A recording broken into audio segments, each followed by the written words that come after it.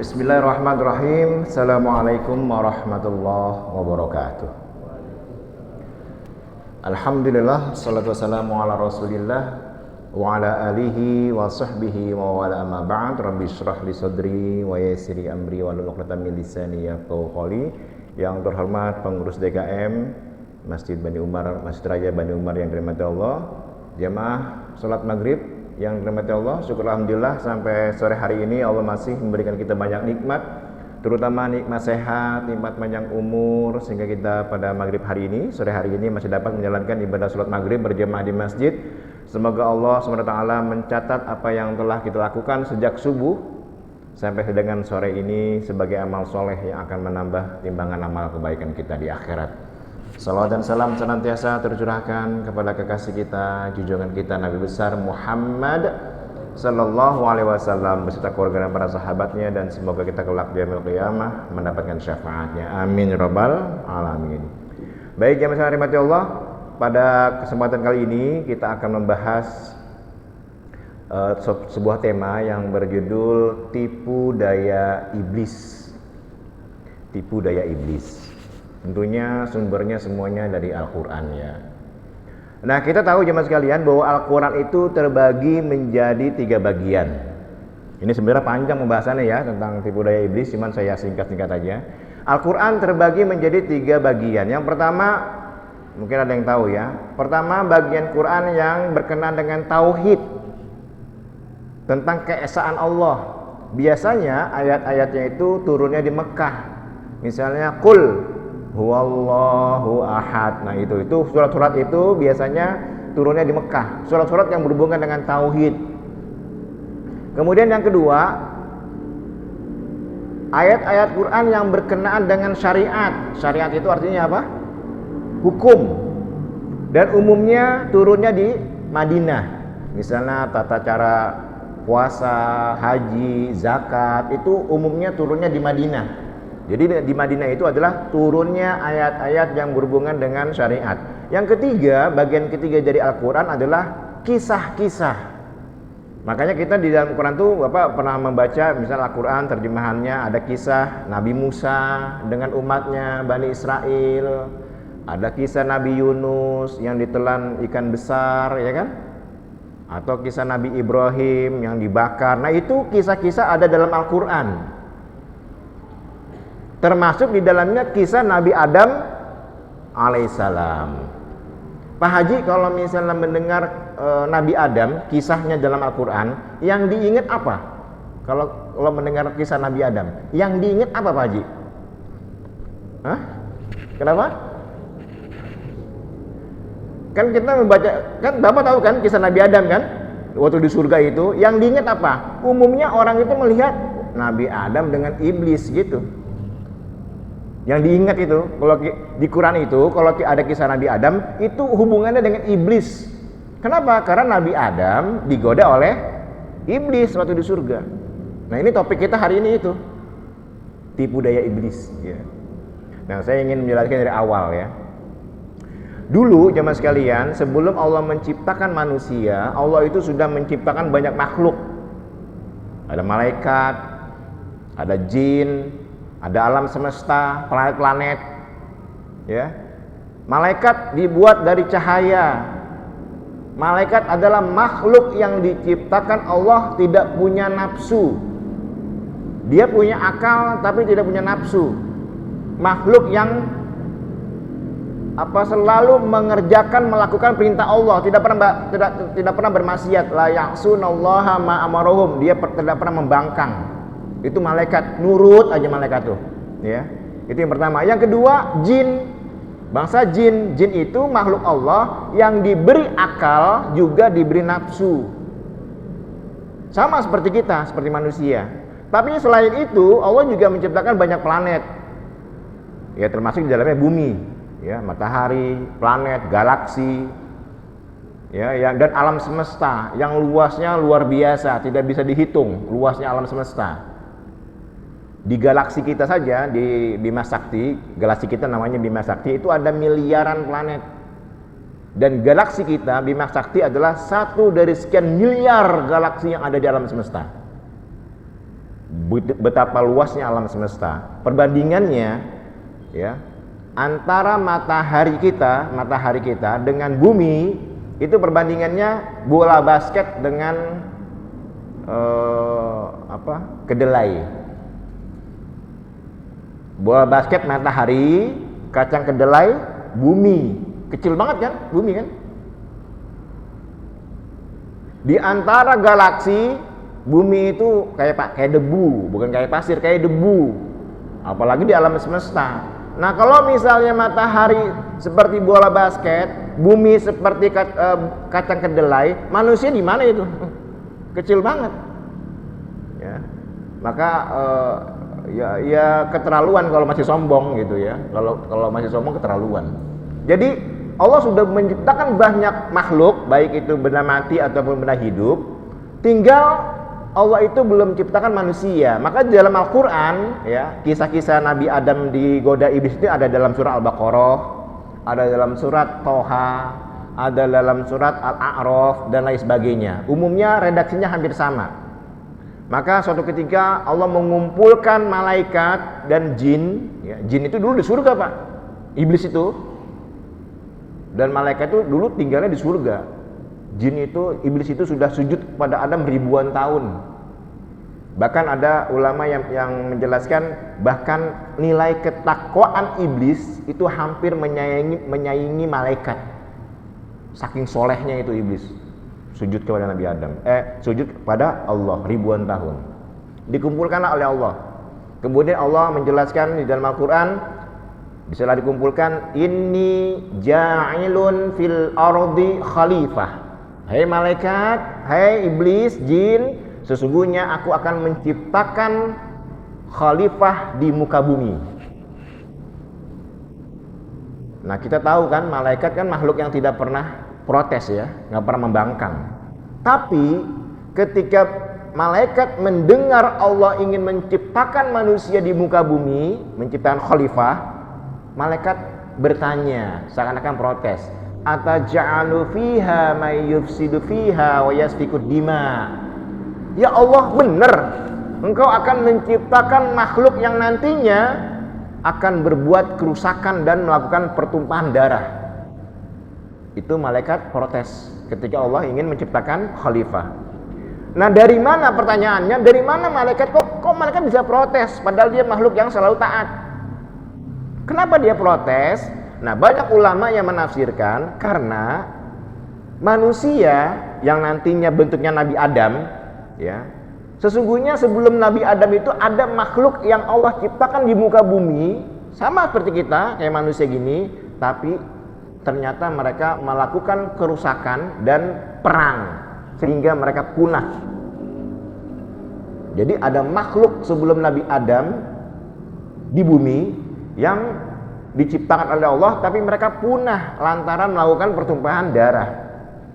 Nah, ini sejalan dengan ilmu pengetahuan jemaah sekalian, bahwa ilmu pengetahuan itu menemukan fosil-fosil makhluk hidup yang umurnya itu jutaan tahun. Umurnya jutaan tahun. Padahal kalau kita lihat Nabi Adam itu belum ada umurnya jutaan tahun. Ketika Nabi Adam diturunkan ke dunia, ke bumi, itu belum ada jutaan tahun. Baru puluhan ribu lah Nabi Adam itu. Ketika diturun ke bumi itu Nabi Adam baru ribuan tahun, baru puluhan ribu lah. Atau paling maksimal ratusan tahun, belum jutaan tahun. Maka bisa jadi fosil-fosil yang ditemukan oleh para peneliti itu, oleh ilmuwan itu, bisa jadi adalah fosil-fosil misalnya makhluk dinosaurus atau manusia-manusia berakal seperti kita tapi belum sempurna bentuknya. Belum sempurna bentuknya. Mereka ya berantem aja gitu, akhirnya punah. Ya gitu. Maka malaikat protes. Ataj'alu fiha may yufsidu fiha wa yasfiku dima. Ya Allah, benar nih engkau akan menciptakan makhluk lagi yang nantinya akan melakukan pertumpahan darah. Maka Allah memvoting ya, menjawabnya, aku lebih tahu dari kamu. Aku lebih tahu dari kalian. Itu vonisnya. Nah, untuk membuktikan bahwa ciptaan Allah ini, manusia ini, khalifah ini, itu adalah makhluk yang sempurna, maka Allah sendiri yang menciptakan dari tangannya. Ini kalau saya bilang tangan Allah, jangan dipikir Allah punya tangan ya. Jadi Allah langsung membuatnya sendiri dari tanah liat atau dari tanah merah gitu, tanahnya lembut, kemudian ditiupkan ruhnya langsung dari Allah dan terciptalah manusia yang bernama Adam. Dan kalimat yang pertama diucapkan Nabi Adam adalah ketika ditiupkan ruhnya pas bangun, alhamdulillah. Jadi alhamdulillah jemaah sekalian, kalimat thayyibah itu adalah kalimat pertama yang diucapkan Nabi Adam ketika beliau bangkit, dimasukkan ruh oleh Allah. Ya. Dalam bentuknya yang sempurna, Pak. Jadi Allah menciptakan Nabi Adam dalam bentuknya yang paling sempurna. Laqad khalaqnal insana fi ahsani taqwim. Sesungguhnya kami telah menciptakan manusia dalam bentuknya yang sempurna dibandingkan dengan makhluk-makhluk lain. Sempurna, Pak. Alhamdulillah, kita harus bersyukur bahwa kita diciptakan sebagai manusia, bukan sebagai cicak yang nempel di dinding hingga merayap, datanglah seekor nyamuk gitu kan.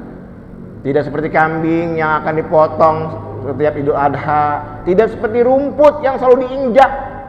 Kita ini diciptakan Allah sebagai manusia, makhluk yang paling sempurna ciptaan Allah, ya. Singkat cerita jemaah sekalian, untuk membuktikan bahwa khalifah atau ciptaannya Nabi Adam ini adalah lebih baik ketimbang apa yang diprasangka oleh malaikat, maka Allah mengajarkan Nabi Adam seputar benda-benda yang ada di alam semesta. Wa'allamal Adamal asma'a kullaha. Dan kami mengajarkan Nabi Adam tentang nama-nama seluruhnya, kullaha. Ada ulama yang menafsirkan bahwa Nabi Adam itu diajarkan oleh Allah seluruh ilmu pengetahuan mulai dari diciptakannya Nabi Adam sampai dengan hari kiamat. Kullaha itu artinya, ada yang menafsirkan Allah mengajarkan Nabi Adam seluruh istilah-istilah mulai dari diciptakan sampai dengan kiamat. Jadi kayak istilah-istilah matematik, biologi, kedokteran, bahasa-bahasa, itu Allah ngajarin ke Nabi Adam. Nabi Adam sudah tahu tuh bahasa Jawa, sudah ngerti tuh bahasa Indonesia, bahasa Arab, bahasa macam-macam. Karena ini tafsiran ulama ya. Wa'allamal Adamal asma'a kullaha, seluruhnya. Maka ketika sudah diajarkan, Allah mengumpulkan malaikat. Kemudian Allah memerintahkan malaikat ambihum bi asma'ihim. Coba malaikat, kalau kalian benar, kalau kalian memang lebih pintar, coba sebutin tuh benda-benda yang itu. Itu apa? Itu apa? Itu apa? Itu apa? Apa jawab malaikat? Subhanaka la ilma lana illa ma'alamtana. Maha suci Engkau ya Allah, tidak ada yang kami ketahui kecuali apa yang telah Engkau ajarkan pada kami. Ternyata malaikat tidak tahu. Maka Allah memerintahkan Nabi Adam, ya Adam, ambihum bi asmaihim. Tuh kasih tahu tuh, namanya apa? Nabi Adam menyebutkan ini planet ini namanya ini gitu. Jadi Nabi Adam lebih unggul dari segi pengetahuan. Karena Nabi Adam lebih unggul dari malaikat, maka Allah memerintahkan kepada kepada makhluk yang hadir itu, ada jin, ada malaikat, ya. Wa idza qulna lil malaikati isjudu li Adam fasajadu ila iblis. Maka ingatlah ketika aku memerintahkan berkata, sujudlah kalian semua kepada Adam. Sujudlah kalian kepada Nabi Adam, kepada Adam ini, makhluk ciptaanku, sebagai penghormatan. Fasajadu, seluruhnya, ribuan malaikat itu yang ada di surga, sujud seluruhnya, illa iblis, kecuali iblis, yang dia tetap berdiri, Pak. Berani sekali ini dia. Disuruh sujud, tapi dia tetap berdiri. Aba wastakbar, dia sombong, mengingkari perintah Tuhan dan sombong. Wah, berani sekali ini. Maka Allah bertanya, kenapa kamu mana'aka alla tasjuda id amartuk? Kenapa kamu tidak sujud ketika aku perintahkan? Berani sekali iblis kan? Apa jawab iblis? Ana khairum minhu, aku lebih baik dari Adam. Khalaqtani min nar, engkau ciptakan aku dari api. Wa khalaqtahu min tin, dan engkau ciptakan dari tanah. Aku lebih baik dari Adam. Tuh Pak, iblis berani sekali dengan Allah. Padahal dia itu sudah sujud dengan Allah itu ribuan tahun. Tapi ketika diperintah oleh Allah untuk sujud kepada Nabi Adam, dia menolak. Kenapa menolak? Karena dia merasa lebih baik dari Adam. Makanya kalau ada manusia yang merasa lebih baik, lebih pintar, lebih soleh, itu berarti sama dengan iblis. Kalau ada orang manusia yang merasa lebih pintar, lebih cantik, lebih ganteng, lebih gitu dari orang lain, itu sama dengan iblis. Karena iblis itu begitu. Pertanyaannya Pak, kok iblis berani sih menolak perintah Allah? Karena jemaah sekalian, iblis itu adalah makhluk yang punya akal dan punya nafsu. Beda dengan malaikat yang punya nafsu. Kata Allah sujud, ya sujud aja dia. Tapi iblis itu makhluk yang punya akal dan punya nafsu. Dan menurut saya, analisis saya ini, wajar iblis itu menolak perintah Allah. Wajar, karena dia punya nafsu. Contoh gini ilustrasinya Pak. Kenapa wajar? Contoh gini, ada seseorang Pak, dia karyawan di sebuah kantor. Dulunya dia OB, tukang nyapu, tukang bikin minum. Tahunan dia kerja tuh di perusahaan itu. Tiba-tiba ada kesempatan dia belajar, ya, belajar, kuliah. Pas dites ternyata dia pinter, lulus menjadi pegawai tetap. Yang tadinya OB dia menjadi bagian administrasi. Kerja lagi sekian tahun, ada promosi, jabatan. Dia ikut tes, kompetensi gitu kan. Tiba-tiba dia lulus dan dia menjadi kasih, kepala seksi. Naik Pak, setelah dites dia menjadi kepala seksi. Sekian tahun, ya, dites lagi, akhirnya dia menjadi manajer. Tadinya OB dia. Karena pintar terus, dia kuliah lagi, terakhir dia menjadi wakil direktur dalam perusahaan itu. Sekian puluh tahun dia bekerja di perusahaan itu, akhirnya yang tadinya dia OB, dia menjadi wakil direktur. Berarti ada satu level lagi yang harus dia capai untuk menjadi direktur. Iya kan? Ini direktur ini puncak pimpinan perusahaan nih. Tiba-tiba jemaah sekalian, datang komisaris. Komisaris kan atasannya direktur ya. Dan membawa anak muda. Kemudian dikumpulkan karyawannya. Wahai karyawan, mulai besok saya akan mengganti direktur kalian dengan ponakan saya nih. Ini ponakan saya baru lulus kuliah. Mulai besok direktur kalian diganti dengan dia. Tolong semuanya nurut sama dia. Menurut Bapak, menurut jamaah sekalian, orang yang tadi kerja jadi OB sampai dengan wakil direktur, kira-kira nerima gak? Nggak mungkin nerima. Hah? Dia? Saya ini udah kerja puluhan tahun membangun perusahaan. Tiba-tiba ada anak kecil ingusan baru selesai kuliah, tiba-tiba jadi direktur. Wah, nolak dia. Nah, itulah mungkin ilustrasi perasaan iblis ketika disuruh sujud kepada Nabi Adam. Oh, ini ciptaan baru, songong bener nih gitu. Saya udah beribadah ribuan tahun, tiba-tiba dia diangkat menjadi khalifah di bumi. Wah, nggak mau dia. Nah, karena iblis menolak perintah Allah, maka diusir. Turun kamu dari surga, keluar kamu. Keluar dari surga. Dengan benci, dengan dendam. Kemudian iblis bermohon pada Allah, baik ya Allah, karena engkau telah mengusirku, aku minta satu permintaan, panjangkan umurku sampai akhir kiamat. Panjangkan umurku sampai hari kiamat. Oh boleh, silakan, dikabulkan doanya. Aku akan menggoda Nabi Adam berserta anak cucunya, dari depan, dari belakang, dari kanan, dari kiri, semuanya akan gue goda. Dan aku akan gelincirkan mereka untuk menjauh kepadamu. Dan jarang sekali dari mereka yang bersyukur kepadamu. Itu dendam iblis, Pak. Dendam iblis kepada Nabi Adam dan anak cucunya hingga sekarang. Doa iblis dikabulin gak? Dikabulin. Iblis yang dulu menggoda Nabi Adam sampai sekarang masih hidup, Pak. masih hidup dan lagi dengerin kita nih, lagi nguping nih. Ya, iblis yang dulu menggoda Nabi Adam masih hidup sampai sekarang. Karena itulah doa yang dikabulkan oleh Allah sampai hari kiamat nanti. Nah, singkat cerita jemaah sekalian, tinggallah Nabi Adam di surga.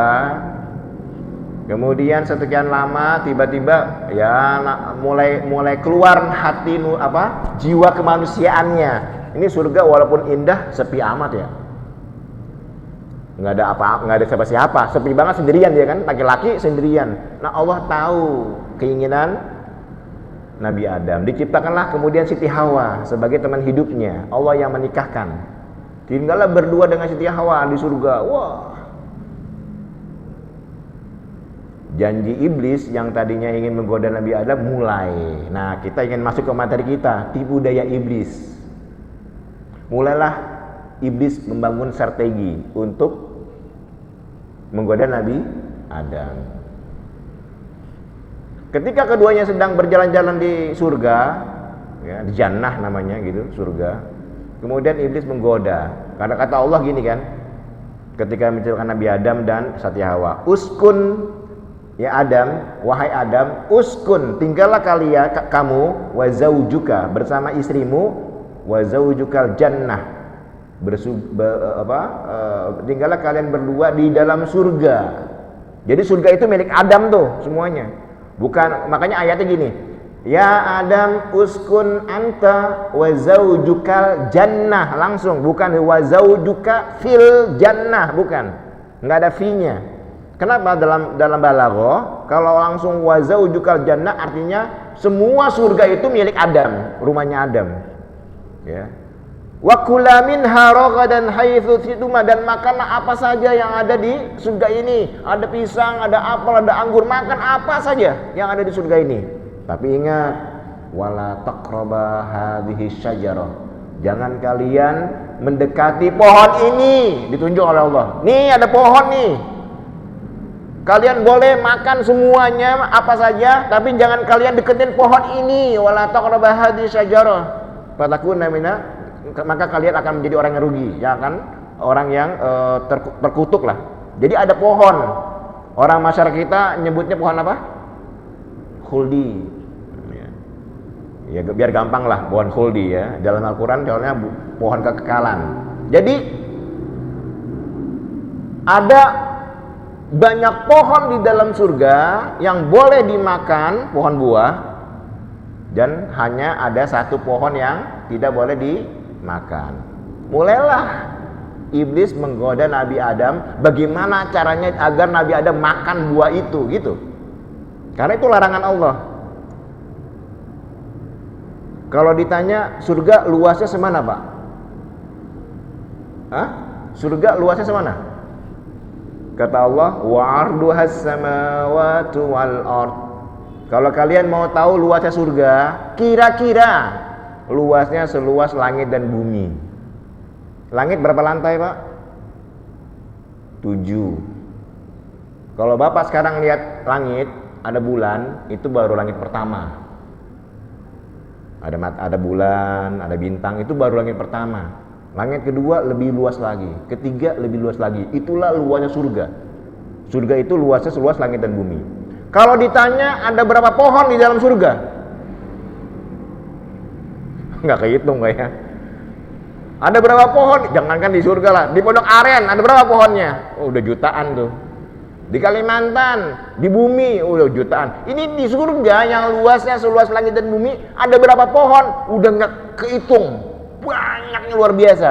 Dari sekian triliun, briliun pohon yang ada di surga yang dilarang untuk dimakan, ada berapa pohon? 1, Pak.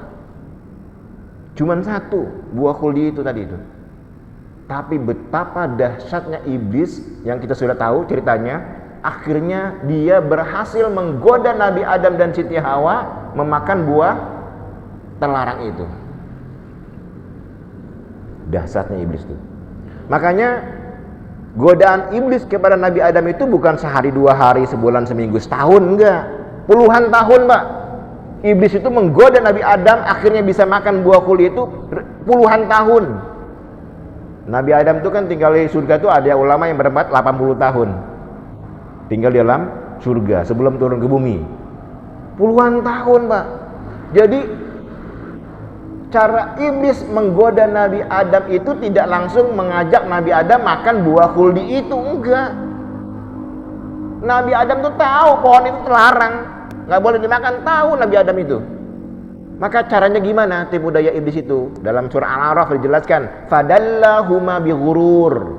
Maka iblis menggoda keduanya, Nabi Adam dan Siti Hawa, bighurur, dengan tipu daya. Gurur, tipu daya. Jadi Nabi Adam tidak langsung mengajak keduanya makan buah khuldi. Bagaimana caranya? Misalnya Nabi Adam ada di Pondok Aren. Nabi Adam dengan Siti Hawa ada di Pondok Aren.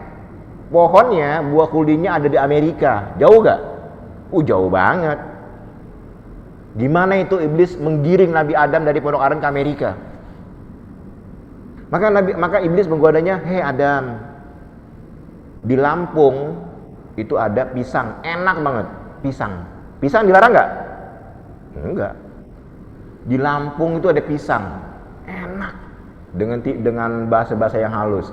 Karena pisang itu tidak dilarang, ya Nabi Adam ngikut ke Lampung beliau untuk makan pisang. Dan iblis nggak bohong, ada pisang di situ, enak. Pas dimakan, waduh, nikmatnya luar biasa. Kemudian 1 hari, 2 hari, seminggu, sebulan, Adam, di Aceh itu ada apel, enak banget, buah apel. Dilarang nggak buah apel? Enggak. Nabi Adam nggak mau tadinya, tapi dirayu pelan-pelan, akhirnya Nabi Adam ke Aceh makan apel. Enak sekali memang. Iblis nggak bohong. Sebulan, 2 bulan, dirayu lagi. Adam, di Filipina, di Jepang, di Thailand itu ada air terjun indah banget. Akhirnya Nabi Adam ke sana. Adam, di sana ada ini. Ke sana lagi. Tiba-tiba jemaah sekalian, Adam, di situ ada ini nih. Pas dilihat, buah khuldi. Pohon khuldi. Tiba-tiba tanpa dia sadari, iblis itu menggiring, ini enak, ini indah, ini lezat. Nggak taunya itu peta yang dibuat oleh iblis dalam rangka menggiring Nabi Adam dari Pondok Aren ke Amerika. Ini pohon khuldi ini. Begitu. Itu tipu daya seperti itu dengan bahasa yang halus sekali. Ketika dekat, iblis gak langsung makan, nggak begitu. Itu terlalu langsung. Bagaimana caranya? Lihat lihat pohonnya, indah kan? Bagus, teduh pohonnya, panjat gitu. Kurang lebih seperti itu ilustrasinya. Panjat. Satu, pagi, siang, malam, rayu terus, pagi, siang, sore, malam terus, akhirnya manjat dia. Main-main dengan Siti Hawa. Naik sana, naik sini. Lama-lama makan. Ini tipu daya iblis yang paling serius nih ya. Kenapa akhirnya Nabi Adam mau makan buah itu? Ketika iblis menggoda Nabi Adam untuk makan buah khuldi, iblis berkata, Adam, dulu waktu engkau belum diciptakan, aku mendengar Allah itu menciptakanmu untuk diturunkan ke bumi. Betul gak Pak? Kan Allah mengumumkan bahwa aku akan menciptakan manusia di muka bumi. Nabi Adam udah diciptakan belum? Belum. Iblis ngasih tahu nih, Adam, waktu engkau mau diciptakan, Allah itu ngumumin kepada kita. Kalau nggak percaya, tanya malaikat tuh, bahwa engkau itu diciptakan untuk di bumi. Makanya kamu dilarang makan buah ini. Kalau kamu makan buah ini, maka kamu akan kekal. Makanya buah khuldi namanya. Kamu akan kekal selamanya di surga. Maka kalau kamu mau kekal di surga, makan buah itu. Kamu tahu gak, kalau turun ke bumi, kamu masak, kamu nanam sendiri, bekerja keras, sulit, gak kayak di surga. Nah itu dirayu sekian lama gitu loh. Yang pada akhirnya Nabi Adam dan Siti Hawa memakan buah terlarang itu.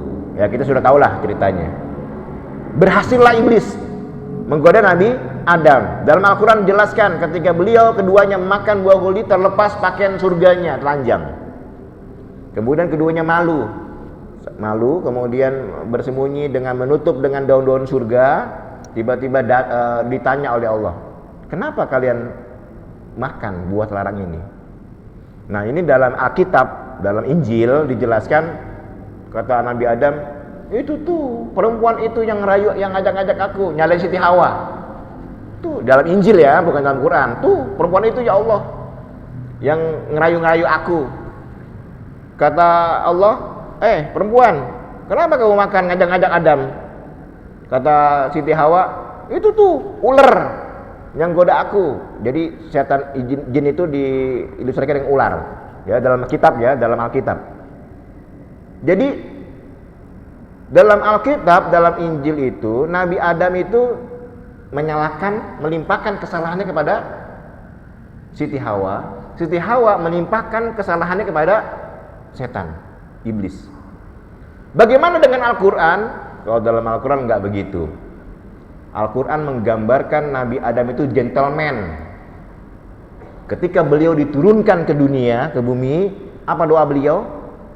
Rabbana zalamna anfusana wa illam taghfir lana wa tarhamna lanakunanna minal khasirin. Ya Allah, sungguh kami, aku sendiri nih yang berbuat zolim, yang menyalahi diri sendiri. Ya, maka aku mohon ampun pada engkau. Kalau engkau tidak mengampuniku, sungguh aku menjadi orang yang rugi. Jadi Nabi Adam gentleman, karena dia sudah berbuat salah, tidak menyalahkan istrinya, tidak menyalahkan iblis.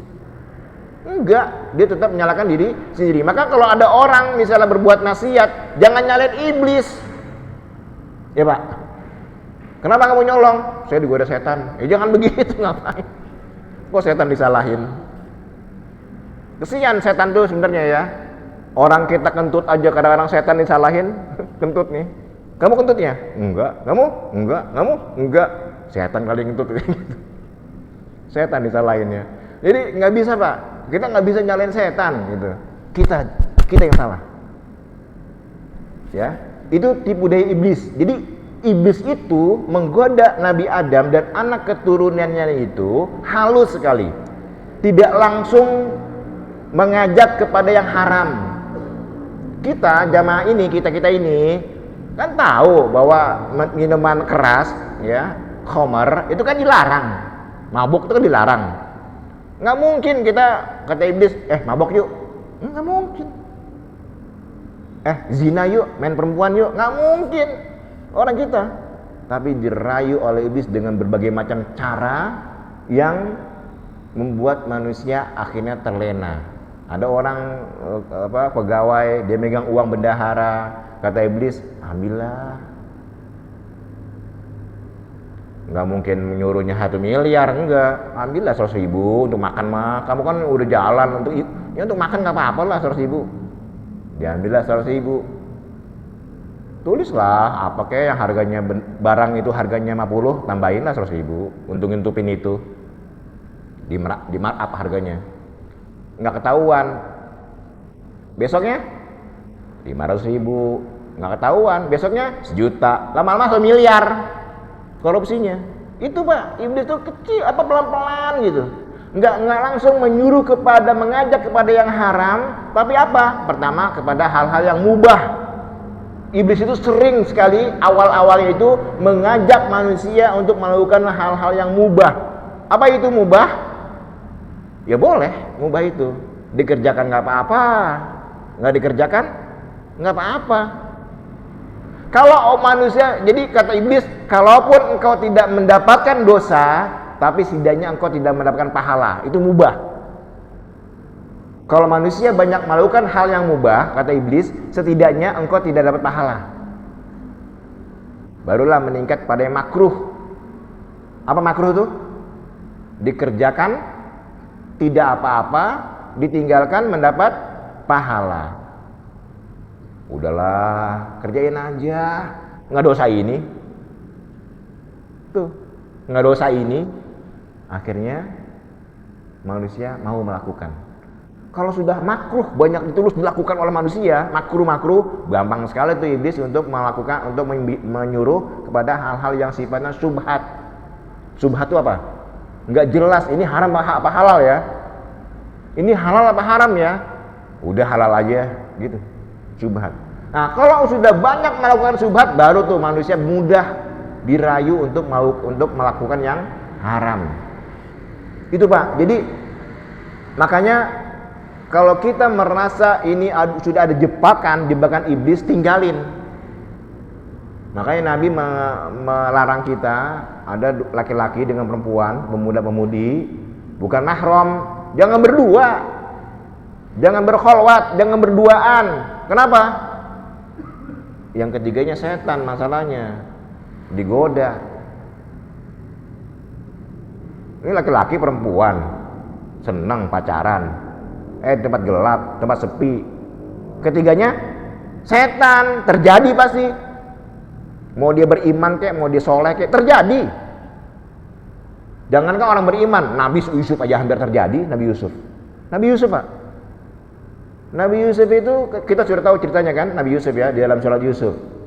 Ketika istri Aziz, istri Perdana Menterinya itu, kita menyebutnya Siti Zulaiha ya. Walaupun di Quran dan hadis tidak disebutkan namanya. Itu kan Siti Zulaiha kan naksir banget. Demen banget sama Nabi Yusuf. Jatuh cinta banget Pak Siti Zulaiha itu kepada Nabi Yusuf. Akhirnya suatu hari diajaklah Nabi Yusuf ke kamarnya. Dikunci pintu.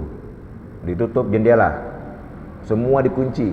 Hai talak kata Siti Zulaiha, hai talak dalam Al-Quran. Hai talak tuh bahasa rayuan. Sini Yusuf, mendekat. Di atas ranjang dia nih. Pintu sudah aku kunci, jendela sudah aku tutup, nggak ada yang lihat. Sini, aman. Nabi Yusuf akhirnya mendekati Zulaiha. Al-Quran menjelaskan wahammat bihi wahamma biha.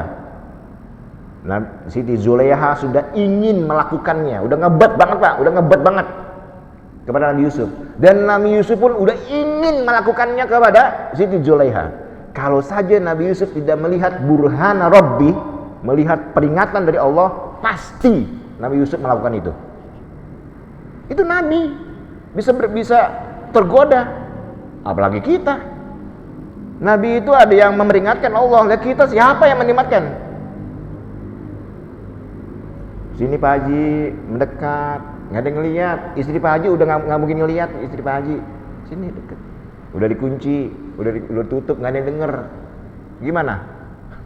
Perempuan yang ngajak kejadian. Makanya kalau ada nih untuk laki-laki ya khususnya ya, kalau bapak nanti ada perempuan curhat, ya Ustadz nih misalnya nih di WA, Ustadz apa kabar?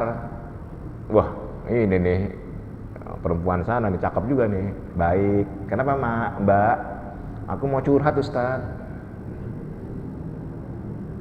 Kenapa? Itu suami saya gini. Nah, suaminya lagi gini. Sabar Mbak.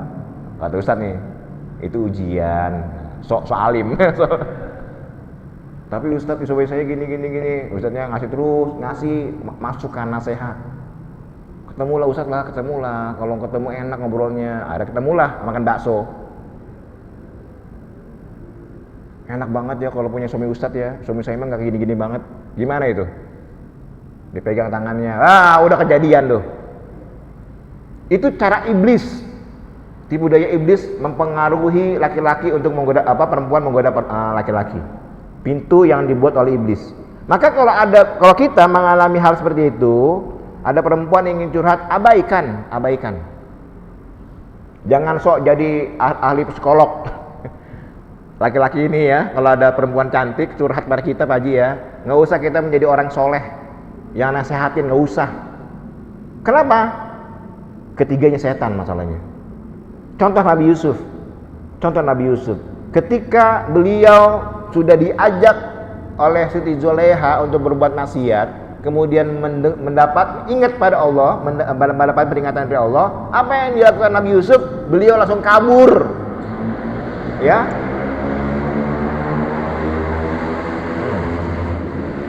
beliau langsung kabur keluar menjauh dari Siti Zulaiha, yang akhirnya Siti Zulaiha kita tahu ceritanya ditarik bajunya dari belakang akhirnya robek, ya ceritanya begitu. Itu kabur dia Nabi Yusuf, nggak nasihatin jangan Zulaiha, nggak boleh, ini haram, perbuatan kita ini dilarang oleh Allah. Wah kalau gitu ditarik sama Zulaiha, ya. Itu tipu daya iblis, Pak, ya. Jadi iblis itu menggoda manusia dengan tipu daya, dengan halus, ya, dan menggoda dari depan, dari belakang, dari kanan, dari kiri, timur, barat, semuanya. Kata Al-Qur'an kecuali dari atas. Iblis tidak bisa menggoda manusia dari atas. Artinya apa?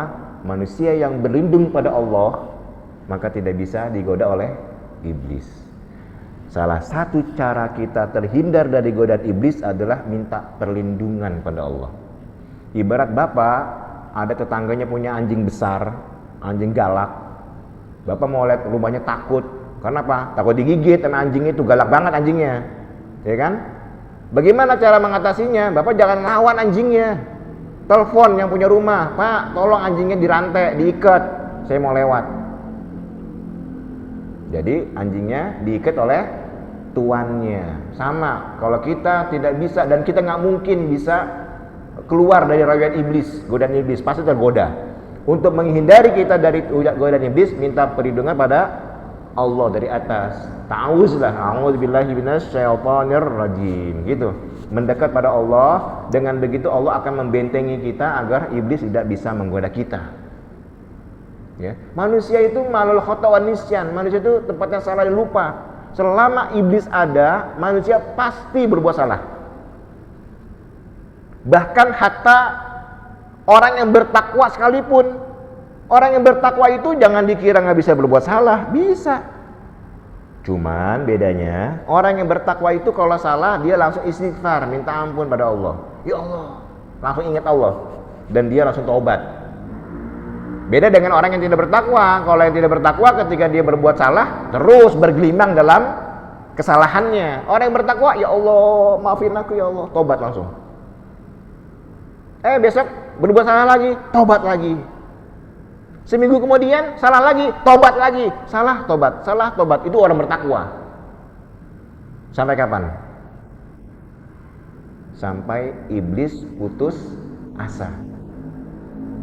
Sampai iblis putus asa menggoda manusia. Dan iblis nggak mungkin putus asa, terus menggoda manusia, ya, mengajak manusia kepada kedurhakaan dan janjinya membawa sebanyak-banyaknya anak cucu Adam masuk ke dalam neraka. Nah terakhir jemaah sekalian, ya, iblis, ya, ini cuman dalam kisah Israiliyat, ya, kisah Israiliyat.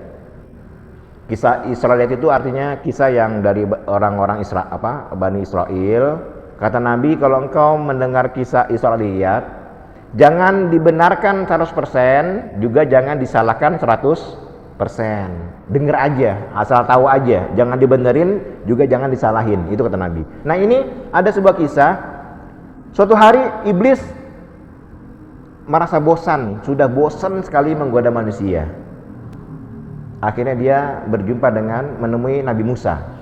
Wahai Musa, Nabi Musa kan dikenal oleh Nabi yang ketika itu Nabi yang bisa berbicara langsung pada Allah kan.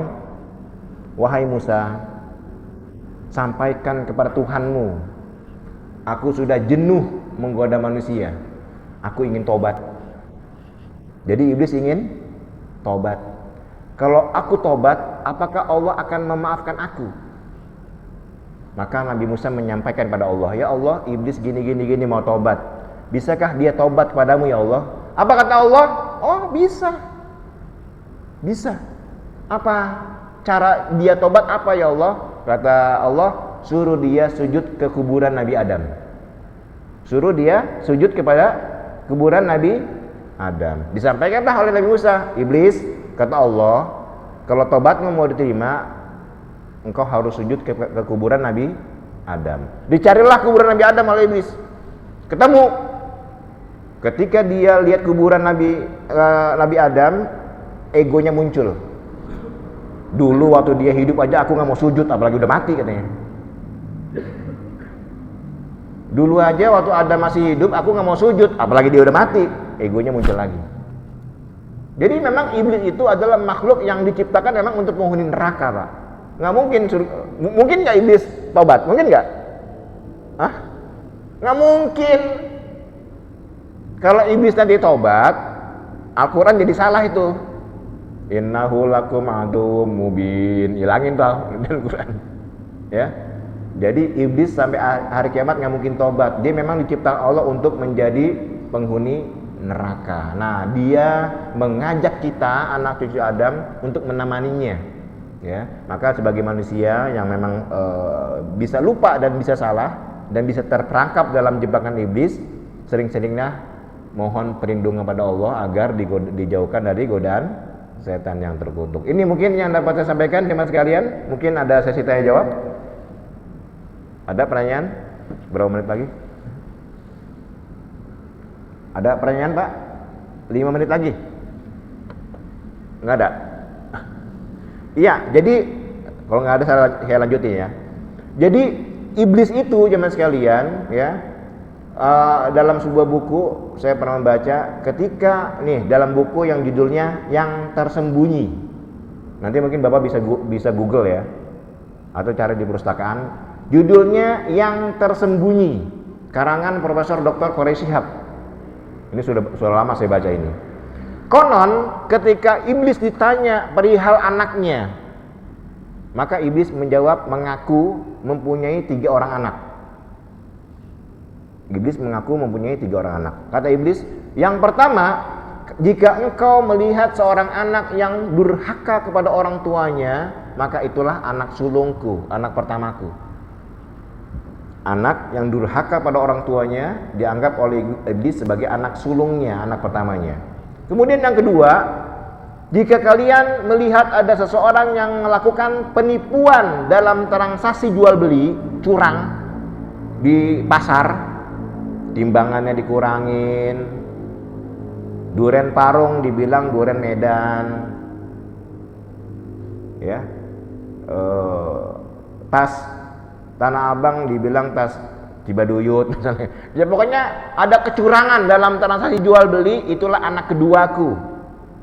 Curang dalam transaksi jual beli dalam perekonomian. Kemudian yang ketiga, jika kalian melihat ada seseorang yang tidak berdoa setelah sholat, itulah anak bungsuku, anak ketigaku.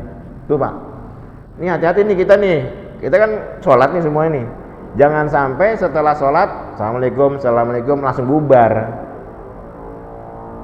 Sempatkanlah doa, ya. Minimal untuk diri pribadi dan untuk orang tua. Minimal istighfar lah, astagfirullahaladzim. Jangan habis sholat, assalamualaikum selesai.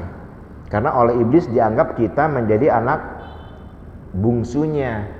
Iblis itu senang banget kalau ada orang yang nggak berdoa, senang banget iblis itu. Karena doa itu kan mukhul ibadah. Doa itu ruhnya ibadah. Ketika orang tidak berdoa, iblis senang banget. Berarti dia beribadah tapi nggak punya ruh. Ya. Jadi bagi kita, yang sholat, ya minimal istighfar, berdoa untuk orang tua, untuk pribadi gitu ya. Jangan sampai assalamualaikum langsung lantas jalan gitu ya, begitu. Nah inilah jemaah sekalian ya yang dapat saya sampaikan tipu daya iblis. Nanti Bapak Ibu bisa baca di antara dalam surat Al-Baqarah awal-awal ya, kemudian surat Toha, ada lagi dalam surat Al-A'raf ya. Itu kisah-kisah iblis yang dijelaskan oleh Al-Quran, redaksinya hampir sama, kisahnya hampir sama, yang menjelaskan bahwa godaan iblis itu bertahap. Fadallahuma bighurur, artinya iblis menipu manusia dengan tipu daya. Oh ya, saya belum menjelasin nih. Ada dalam bahasa Arab Pak, ada adla, ada dalla. Adla itu menarik sesuatu dengan ember. Dalun itu ember. Jadi kalau orang dulu kalau nimba air kan pakai ember ya. Pelan-pelan nimbanya, itu adla. Kalau dalla seperti orang primitif berburu kelinci, orang primitif. Orang primitif kalau berburu kelinci itu gimana caranya? Dia ikat wortel, ditaruh, Kemudian ada kelinci datang, ditarik pelan-pelan sampai kelincinya mengikuti kan, pelan-pelan. Kalau kenceng kan dia lari pelan-pelan, setelah dekat ketangkep. Nah itu maksud dari fadallahuma bighurur, artinya iblis merayu, menggoda manusia dengan tipu daya halus sekali sehingga manusia itu tidak sadar bahwa dia sedang digoda oleh iblis ya. Nah inilah jemaah sekalian, harus banyak-banyak bertawuz ya. A'udzubillahi minasyaitonirrajim, kepada Allah, minta perlindungan kepada Allah agar kita dijauhkan dari godaan setan. Mari kita tutup dengan pengajian kita dengan membaca kafaratul majlis. Subhanakallahumma wa bihamdika asyhadu an la ilaha illa anta astaghfiruka wa atubu ilaik. Mohon maaf atas kekurangan. Assalamualaikum warahmatullahi wabarakatuh.